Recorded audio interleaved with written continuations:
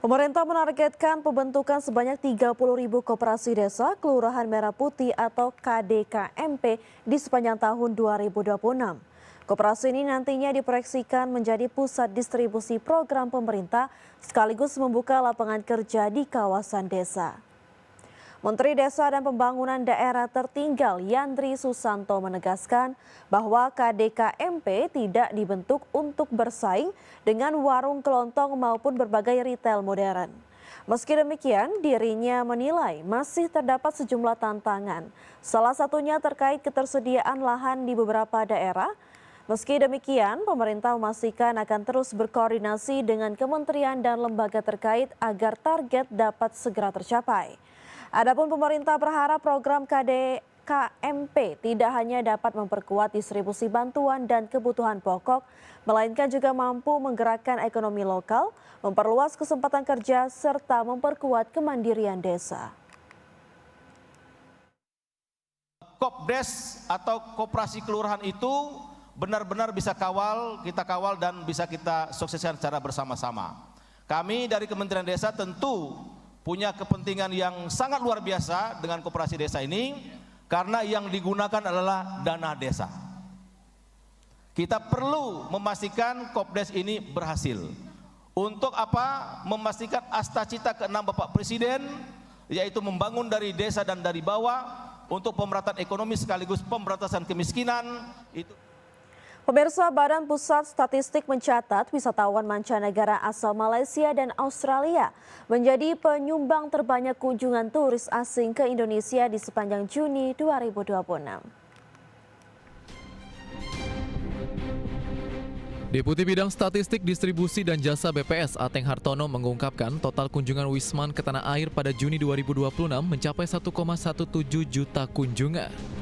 Angka tersebut naik 2,05% secara bulanan dan melesat 9,99% secara tahunan. Dari total kunjungan tersebut, turis asal Malaysia mendominasi dengan porsi mencapai 16,3%. Disusul oleh wisatawan asal Australia dengan kontribusi sebesar 13,42% atau setara 157,1 ribu kunjungan dan asal Singapura sebanyak 123,7 ribu kunjungan atau menyumbang 10,57% pada periode yang sama. Kita lihat secara total jumlah kunjungan Wisman sebanyak 1,39 juta atau naik 0,32% secara bulanannya. Sedangkan secara tahunannya justru mengalami penurunan sebesar 2,15%. BPS menjelaskan lonjakan kunjungan wisatawan asal Malaysia dan Singapura sebagian besar didorong oleh aksesibilitas pintu masuk perbatasan dan transportasi laut regional, terutama di wilayah Kepulauan Riau dan Bali. Tim Liputan IDX Channel. Menteri Energi dan Sumber Daya Mineral mengambil langkah konkret bersama PT PLN Persero untuk mengakhiri gangguan pasokan listrik yang dikeluhkan masyarakat di sejumlah wilayah Kalimantan. Bahlil menjelaskan bahwa pihaknya bersama PLN bersiap menyusun langkah yang terukur sehingga persoalan kelistrikan dapat diselesaikan secepat mungkin.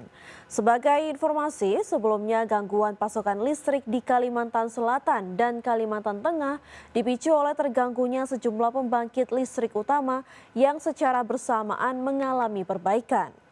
Selain mengatasi masalah kelistrikan di Kalimantan, Presiden Prabowo Subianto juga memberi instruksi kepada Kementerian ESDM untuk menjaga harga bahan bakar minyak agar tetap stabil, termasuk menjaga harga BBM bersubsidi tidak naik di tengah ketidakpastian global, terutama ketegangan Iran dan Amerika Serikat yang masih berlangsung.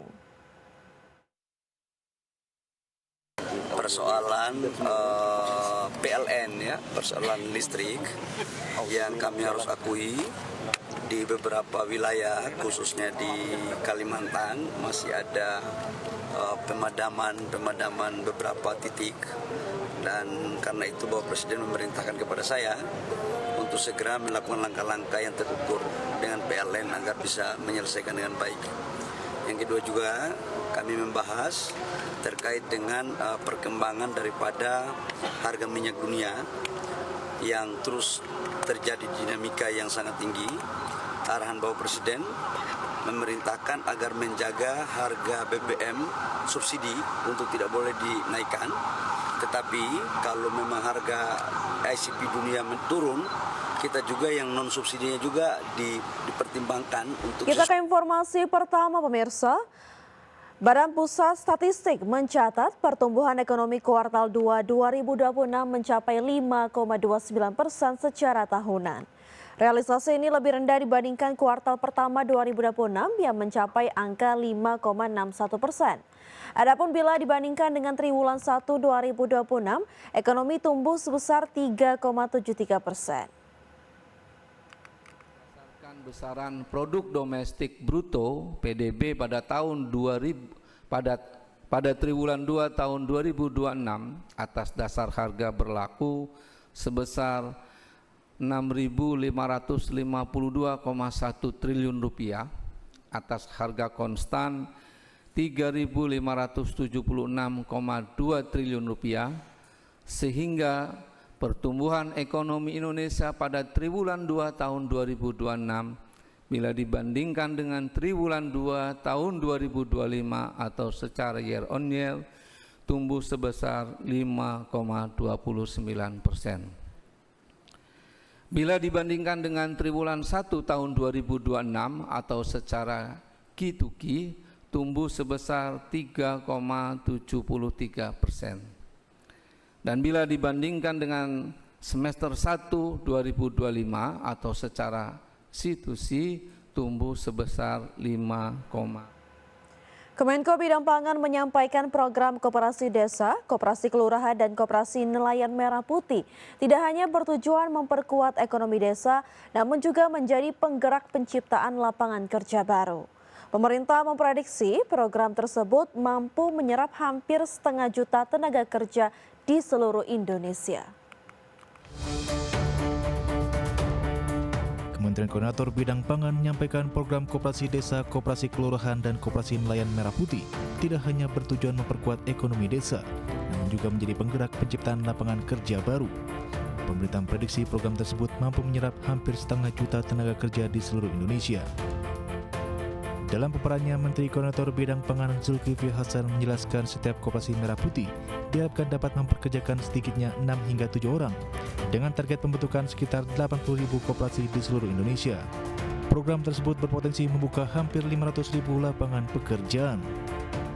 Saya minta dilibatkan kadesnya karena kades sebagai dewas. Betul nggak? Dan ada beberapa orang yang jadi pegawai seperti yang bersihkan, yang jaga, kan itu mesti digaji, ya kan? Itu saya sudah minta sama Grinas disusun bersama pengurus koperasi yang notabene ketua dewasnya kepala desa dan harus dari desa itu agar bisa menyerap tenaga kerja, agar desa itu mungkin 5-6 orang bisa bekerja di koperasi. Jadi create job, ya paling tidak kalau bisa 5-6 orang bisa ngurangi yang nganggur untuk kerja di koperasi. Zulhas menambahkan bahwa keberadaan Koperasi Merah Putih juga diharapkan mampu meningkatkan akurasi penyaluran bantuan sosial dan subsidi pemerintah hingga ke tingkat desa. Oleh karena itu, mulai program Koperasi Merah Putih, pemerintah berharap ekonomi desa semakin berkembang, kesejahteraan masyarakat meningkat, serta tercipta lebih banyak lapangan kerja yang mampu mendorong pertumbuhan ekonomi secara merata hingga ke pelosok desa. Dari Jakarta, Tim Liputan, ID Action.